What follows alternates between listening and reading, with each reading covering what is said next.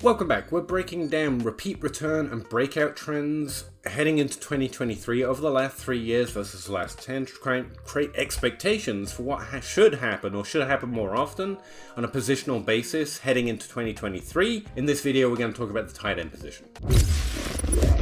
So if you're interested in why this is how I'm describing the position, by all means check out that introduction video where I run through the process, because I'm trying to separate out that out from the individual breakdowns. But the tight end position has been breaking out at a relatively low rate. It's been returning at a relatively high rate. The repeat rate has been fairly consistent, slightly above average, but it's still fine. I think players who were good last year are just as likely to be good this year or in 2023 as ever. I don't think the repeat rate is that concerning. But the return rate that we've seen inside the top 12 especially has been overly high for the tight end position, and that's a position that returns at a fairly high rate on average relative to other positions as well. Now when we're talking about breakouts, we really have to talk about projections, because we can't look at a lot of 2022 data, because a lot of breakouts don't have year before data, because lots of them are earlier on in their career. So what I've been doing, and what I do traditionally when I look at these three aspects of positional expectations, is look at career year and draft round in two simple buckets, whether they play inside the first 3 career years or they're drafted inside the first 3 NFL draft rounds, because those both are known to create different levels of expectation as a player moves through their career. So they're two pretty good all applicable, all position applicable filters to use. Over the last 3 years, we've seen a lack of breakouts playing outside their 4th career year, inside or outside, 4th career year or older, with good draft capital, but also inside the first 4 career years with bad draft capital. That makes sense? So over the last 3 years, we've seen a lack of players developing into later opportunity, even though they were drafted in the first 3 rounds. And we've seen a below average number of players hit inside the top 5 early on in their career with bad draft capital. Now, where we're looking at the top 5 and also the tight end position, we're talking about small sample sizes and small sample sizes. So I wouldn't bet my house on that trend, but it is a trend that's worth noting, because the same pattern happens inside the top 12, which is a slightly larger sample size. But everything's kind of lining up for something to happen. So just one more quick note on those returns. In 2022, the 4 players to return to the top 12, who had been in the top 12 before but hadn't been in 2021, but returned there in 2022, it's getting confusing. TJ Hawkinson, Evan Ingram, Tyler Higbee, and David Njoku. Now, while the repeat rate is fine and solid at the tight end position, so this isn't a great reason to hate any of those players, those returns are slightly less likely to repeat than players who are already on the repeat trend in 2022. Mark Andrews, George Kittle, Travis Kelce, Dallas Goedert, even Dalton Schultz. I don't think they're more questionable, but I do think they're more likely to repeat, as they did last year, than the 4 returns we just talked about.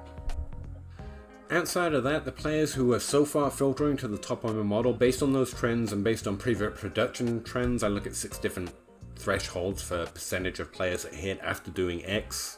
Let's not get into it. Noah Gray actually stands at the top of the list, mainly because of that positional trend we were just talking about. He's going into his 3rd career year with bad draft capital.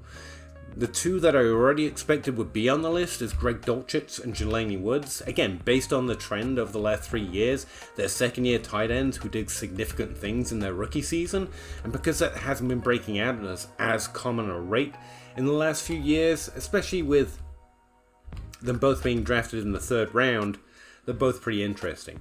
Chig Nkonkwo is also really interesting. I've heard his name a lot though, so I think he's everyone's favorite sleeper. I would still lean Greg Dulcich. And I'm even interested in Isaiah Likely because of that later draft capital aspect to the trends we just talked about. Noah Gray and Isaiah Likely both being on this list is weird and uncomfortable, and I'm not projecting an injury or a retirement for either Travis Kelce or Mark Andrews. And I don't think either team can produce 2 top 12 tight ends. But it is worth noting both of them should probably be on your taxi squad for the future, maybe.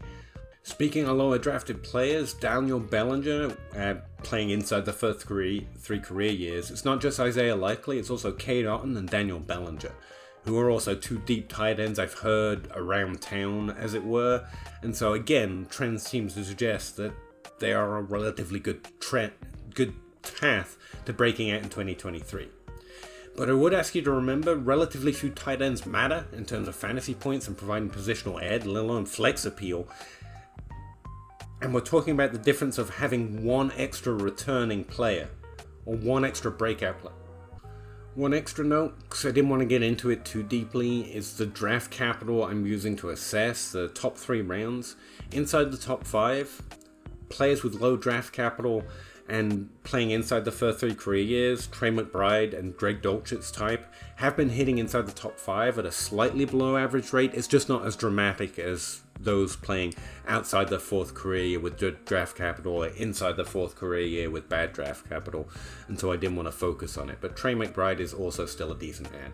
Again, a lot of these trends aren't meant to be predictive of individual players, but I know that hits harder in terms of what should I do in Dynasty or the content you're interested in, so I do want to put some names on it, but mostly I find value in understanding the patterns of who's producing where in different positions, creating some level of expectation which filter into my projections to try and do a better job of playing for points and gaining value in Dynasty. So let me know what you think. Thanks very much for checking that out. Again, all the data is in my NFL database, and my projections are already starting to roll out on Patreon, so that's cool too, hopefully. Yeah, thanks very much, and I'll see you in the next one.